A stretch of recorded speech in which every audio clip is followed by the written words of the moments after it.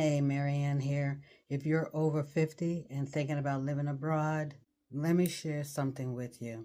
What looks good online doesn't always play out the same way in real life. When I made the decision to move abroad, I thought I pretty much had everything under control. I thought I knew what to expect, and I realized I didn't.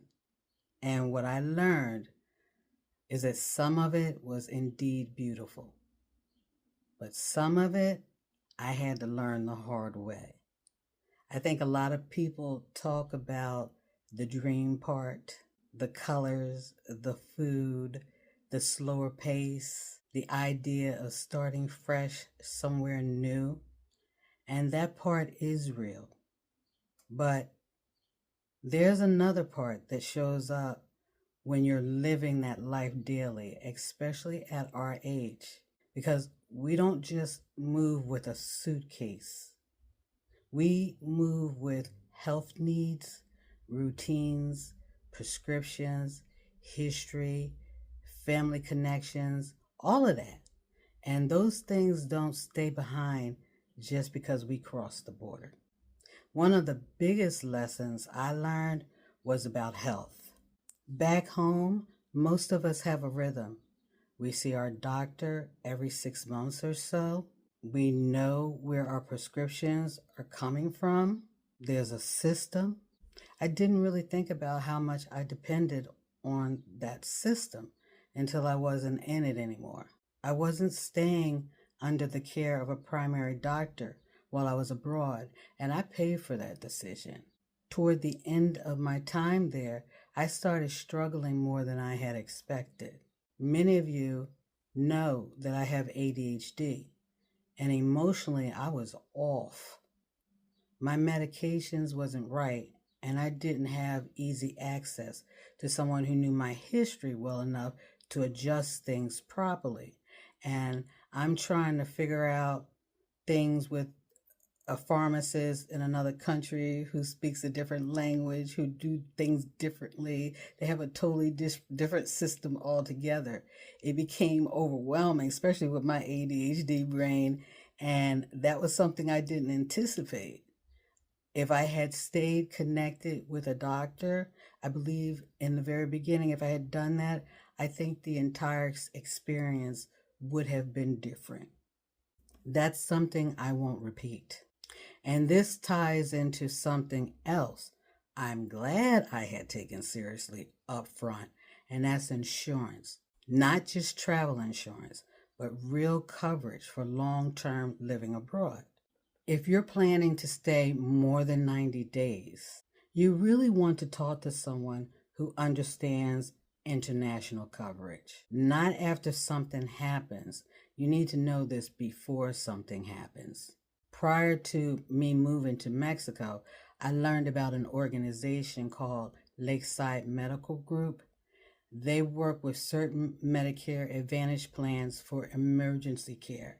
And that kind of support can make a huge difference in a crisis situation. And believe me, I know, because I had to use the emergency service while I was in Mexico because of an insect bite that started to get infected. The bigger point is this: you need to know what your safety net looks like before you ever need to use it. Then there's the everyday stuff people don't think about, like mail. If you don't have someone reliable back in the States that can check your mail for you, then you're going to need another system. I ended up using a virtual mailbox service. And basically what they do is they receive your mail, they scan it, you can manage everything online. You can open it, you can forward it, you can discard it.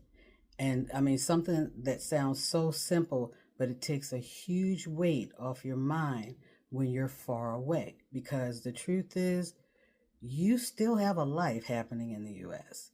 Even when you're not physically there. You still, you may still have bills coming in, notices. You still have responsibilities that don't stop. And then there's communication. And I don't just mean language. I mean daily life communication. Like, if you can, try to learn the greetings. Try to learn some basic, if you come into Mexico, try to learn some basic Spanish. Why is that important? Because it shows the locals that you respect and appreciate their culture. And in return, they're going to respect and appreciate you. You'll be surprised. It goes a long way with Buenos dias and Buenas noches and Buenas tardes and saying por favor when you want something, please. It actually helps you. So you want to learn that language, but then also you want to make sure that you download apps. There are certain types of apps that you're going to need. You're going to need a currency converter. You're going to need a language translator. You're going to need a translator that can read their language for you. Those three things are going to be important. And you're going to find that you're going to rely heavily on your phone. And by having all those things, they're going to help you be able to navigate. And I'm going to tell you, I didn't fully appreciate how dependent I'd be on these tools until I needed them in real time. Because if your phone isn't working or you don't have data, you're going to be kind of stuck. Which brings me to my next point. Another lesson that I learned the hard way. I didn't know my cell provider limited my Wi-Fi roaming after a certain period of time when you're living abroad. And eventually they cut the service off. So then here you are figuring out things like local SIM cards, prepaid plans, eSIMs, things like that. And if you've never done all this stuff before, it's going to be a hassle if you're trying to get it done at that moment. What I'll say is this: don't wait until you're already there to figure all this out. Check with your provider and see what their policies are when it comes to your Wi-Fi roaming in another country. And if they're like my provider was, then you're going to have to figure out another way. Maybe get an eSIM plan. Look into that, because you're definitely going to have your Wi-Fi when you're out and about, because you're going to need those tools that I told you earlier to make sure you download. Being out and about with no Wi-Fi connection, it's not just extremely inconvenient. It can be a real safety issue too. Now, let's talk about something people say a lot. Just sell everything and go start fresh. And I understand the appeal of the idea. I mean, I'm a minimalist, so I get it. I really do. But at this stage in our life, it's not always that simple or that safe unless you're financially in a place where you can handle unexpected medical costs abroad without blinking. There's a real chance you may need to come back to the States at some point for care. And when that happens, you need somewhere to land.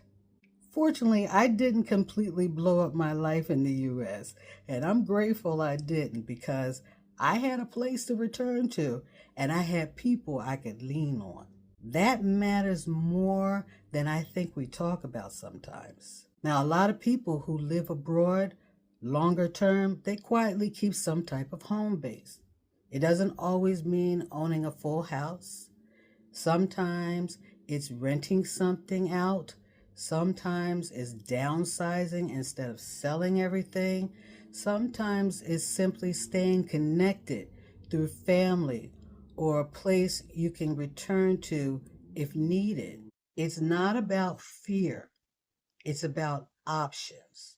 And options matter more as we get older, not less. Now, let me tell you something that I am really glad I did.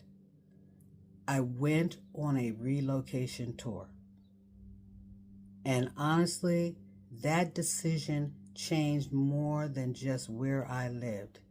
It changed how I experienced living abroad. The host of that tour Michelle Wedderburn, introduced me to a community of people who were already living this life, and that mattered more than I realized at the time. Because when I came back, I wasn't starting over. I already knew people. And not just people I could say hello to, but people I could actually live life with. I was able to celebrate holidays with them, show up to events, share meals, laugh, just have community. And over time, some of those people became like family to me. And that changed everything, because living abroad can be exciting, yes, but it can also be lonely if you don't have connection. And I don't think we talk enough about that part. Community is important, not optional, important. And because of that tour, I was able to come back to San Miguel de Allende 2 years later, find the exact place I needed at the time for my life. And also through that rental, I also met a beautiful Mexican family, my landlords, who still refer to that apartment as mine. And that kind of connection, you can't really plan for it. It just happens when you're open to it. There's one more thing I want to share, and this one is more about the mindset than logistics. At one point, I felt I needed to secure residency somewhere quickly. And if I'm being honest, that decision wasn't coming from clarity, it was coming from fear. Fear that the income requirements might go up. Fear that I wouldn't qualify later. Fear that I might miss my window. And over time, I had to sit with that and really ask myself, what am I doing and why? Because making big life decisions from a place of fear, it doesn't usually lead you where you want to go. What I've learned is this: it's better to move with intention than urgency. Right now, I'm grounded. I'm preparing for my knee operations. I'm taking care of what needs to be taken care of. And I've already accepted that my Social Security alone isn't enough for the kind of life I want to live. So instead of rushing into something out of fear, I'm doing something about it. I'm building. I'm preparing. I'm moving differently. And that, for me, feels a lot more solid than trying to lock something in before I'm truly ready. I'm sure there's more I could add to this, and maybe I will if a part 2 is requested. But if there's one thing I hope you take from this, it's this: don't rush into this kind of decision out of fear. Take your time, get what you need in place, move in a way that actually supports the life you're trying to build, because this chapter is not about escaping anything. It's about creating something that feels right for you. If you're thinking about this path or you're already on it and you have questions, ask them. Put them in the comments. If I've lived it, I'll tell you the truth about it. And if I haven't, I'll help you find the answer. I also provide coaching, and the link is in my description. Thanks for watching, and take care.